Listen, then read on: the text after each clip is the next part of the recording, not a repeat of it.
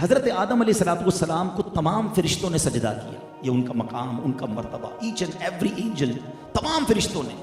इब्लीस ने सजदा नहीं किया, वो रांदा दरगाह हुआ, वो फरिश्ता था भी नहीं। अच्छा, ये सजदा, दो बातें हैं। इमाम फखरुद्दीन राजी बड़ी प्यारी बात लिखते हैं कि दरअसल ये जो सजदा हुआ था ना, हज़रत आदम अलैहिस्सलाम की पेशानी में नबी पाक का नूर चमकता था। आपकी औलाद में से होना था ना, हज़रत आदम अलैहिस्सलाम की औलाद में से नबी पाक ने होना था।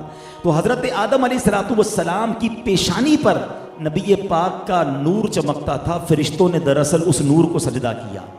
और दूसरी बात, हज़रत आदम अलैहिस्सलाम को ये रिस्पेक्ट अता की गई कि तमाम फरिश्तों ने सजदा किया, मगर ये जो सजदा था ये once in a lifetime था।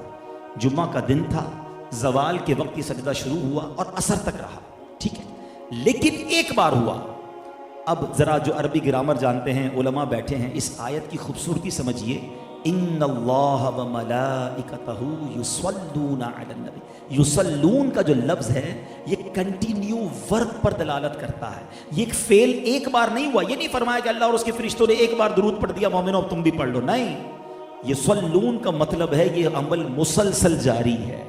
हर वक्त नबी पाक की बारगाह में फरिश्ते दुरूद भेज रहे हैं, अल्लाह रहमत नाजिल फरमा रहा है। ये डिफरेंशिएट करना भी ज़रूरी है।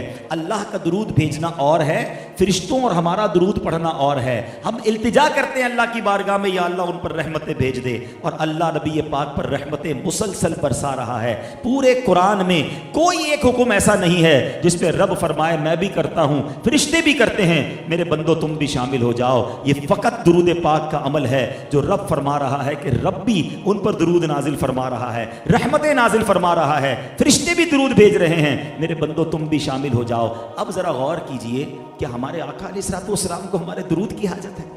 नहीं, हमारी तो औकात ही कोई नहीं। हम हैं कितने दुनिया में। एक हदीस आप सबने सुनी होगी कि नबी पाक अलैहिस्सलाम के रोज़े पर 70,000 फरिश्ते सुबह हाजिरी देते हैं, 70,000 फरिश्ते शाम हाजिरी देते हैं।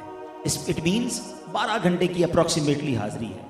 और जो एक बार हाजिरी देता है उसको दोबारा हाजिरी नहीं मिलती है। बड़ा ज़बरदस्त रेलेवेंट क्वेश्चन है कि जनाब फरिश्ते तो मासूम हैं, गुनाह ही नहीं करते, एक बार हाजिरी, वो भी 12 घंटे की, ज़रा ज़्यादा टाइम दिया जाता या दोबारा रिपीट हाजिरी दी जाती, इसकी वजह क्या है? सुभान अल्लाह। जब भी कहीं मामला उलझता है ना तो फिर आला हज़रत की बारगाह से सुलझ जाता है। सैयदी आला हज़रत चंद शेरों में, वो कहते हैं ना पंजाबी में, गल मुका देते हैं। आला हज़रत फरमाते हैं 70,000 सुबह हैं, 70,000 शाम, यूं बंदगी जुल्फ रुख आठों पहर की है। फरमाते 24 आवर का जो रोस्टर है ना, 24 आवर की जो ड्यूटी है वो इस तरह है कि 70,000 सुबह हैं, 70,000 शाम, यूं बंदगी जुल्फ रुख आठों पहर की है। जो एक बार आए दोबारा ना आएंगे, रुखसत ही बारगाह से बस इस कदर की है। इतनी इजाजत है, परमिशन ही एक बारी की है। तो वही सवाल है कि वजह क्या है, रीजन क्या है?